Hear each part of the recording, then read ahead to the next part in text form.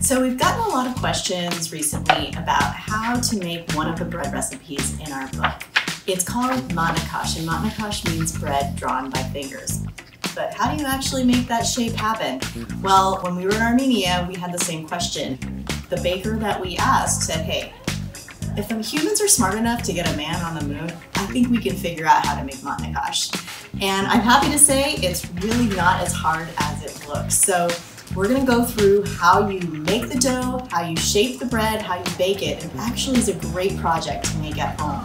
The bread you end up with is like focaccia, but better because you made it yourself and it's bread drawn by fingers, so it has this great shape. We're going to start by making the old dough. All you need to do is mix flour, yeast, and water together.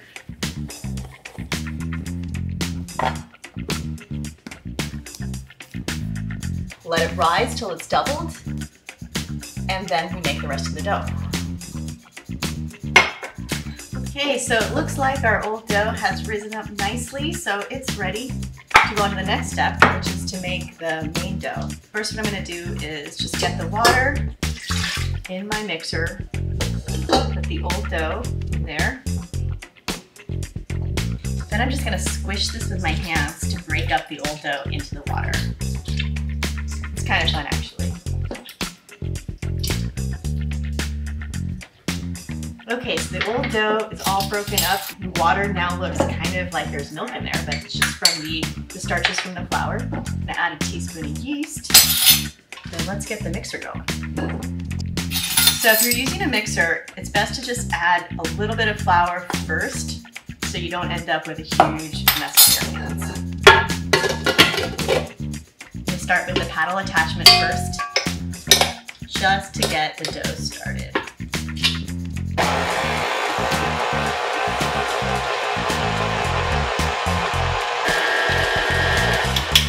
Okay, so once it looks like pancake batter, that's when you can add the rest of the flour gradually.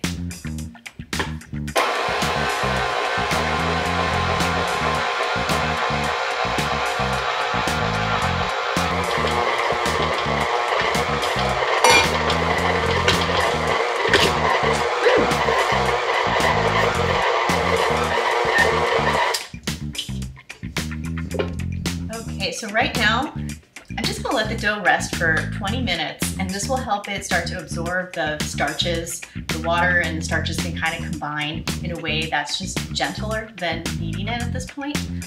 Once it rests, then I'll add the salt, and then I'll finish kneading it. 20 minutes starts now. Okay, so it's been 20 minutes, and now we're going to add the salt. Here's my tablespoon.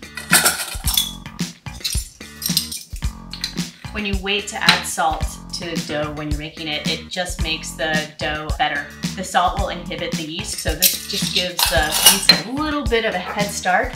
Then the salt will help with the texture and flavor of the dough. Whoops, forgot. I used this on the last time just to mix it into a rough dough, but now I'm gonna switch to the dough hook. Let it rip.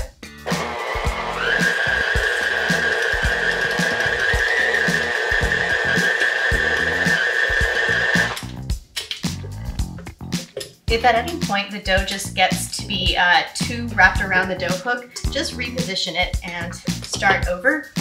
I generally let the dough mix for 3 or 4 minutes. You can also do this by hand, and it's a really good workout.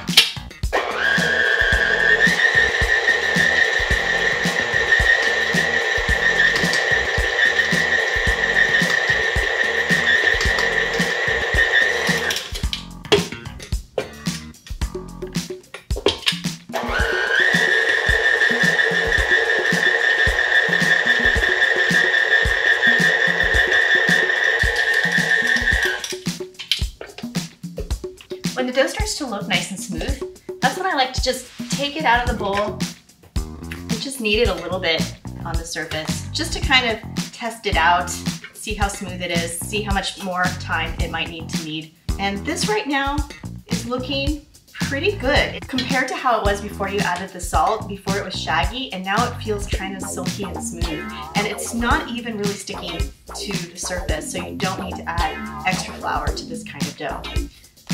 All right, so it's time for it to rise. I've got a lightly oiled glass Pyrex here. I'm gonna mark what time I started this.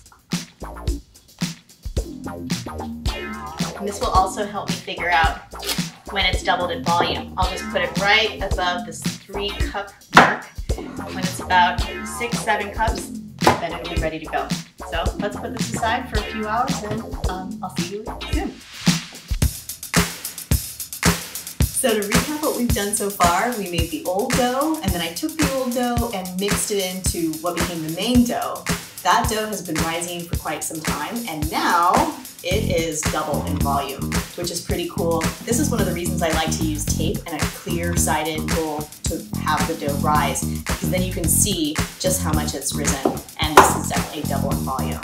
What we're going to do now is I'm going to take the dough out of the container on a dusted surface, cut it in half, and then let it rest again before we get into the real details of shaping matnakash.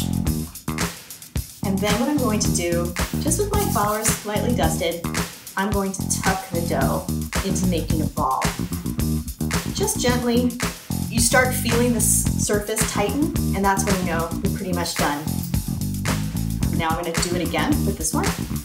So again, taking the palms of my hands and then just tucking the dough under itself to form what I guess amounts to a really big softball. Ara, if you're out there, I know you play softball.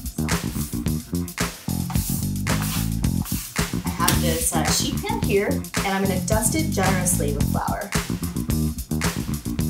And in this way, the dough won't stick as it rests. So it's going to sort of go through another stage of fermentation just to let it puff up a little bit, let it kind of get used to its new shape, and then we'll be able to shape it into the matnakash shape.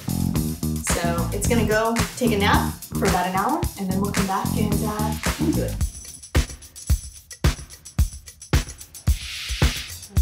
So the dough's had a chance to sort of relax a little bit, and now is going to be the fun time. We're going to start shaping it. So I'm going to take some flour, some water, a little bit more flour than water. Just make a paste. Then I'm just going to kind of rub my hands in this paste. I'm going to come and shape my hands over the dough and press down firmly all the way to the base of the dough. Kind of give the dough a nice little sheen. This will also give the dough a really great crust. Just cup your hands over the dough, give it a little bit of like a crust, like a pizza crust size. Press down again.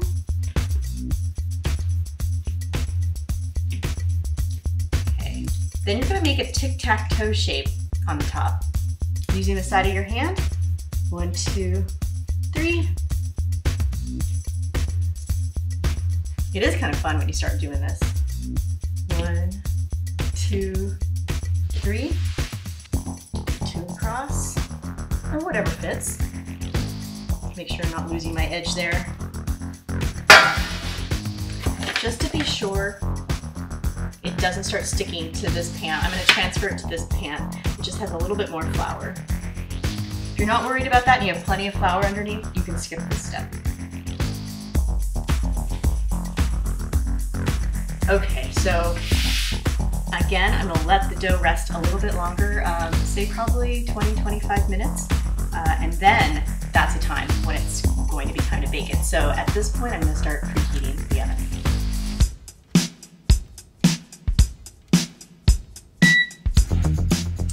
So right now what I'm doing is I'm just dusting this sheet pan. This is gonna act like my pizza peel. You know, if you go to a pizza restaurant and they have that long wooden kind of paddle they use to put the pizza in the oven, that's what I'm gonna do with this overturned half sheet pan. instead of a pizza peel, we're just gonna use this. I'm gonna bring it over to the oven and then jerk it so the Matnakash will just slide onto my pizza stone.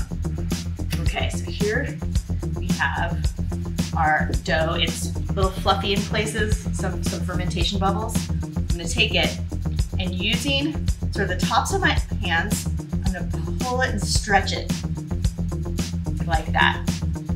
Don't worry about it looking in any particular shape. It just needs to be like a nice oval. All right, that's all we're gonna do. Now it's time to get this guy in the oven.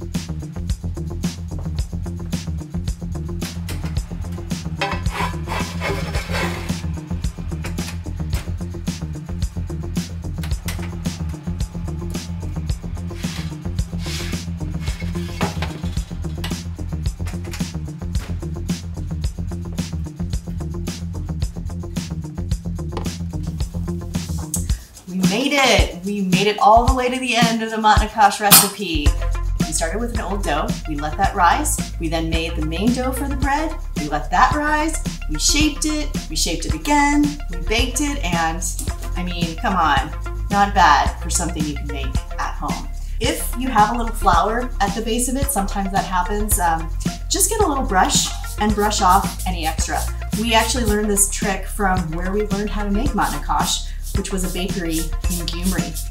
So it might look pretty, but moment of truth, let's cut into it.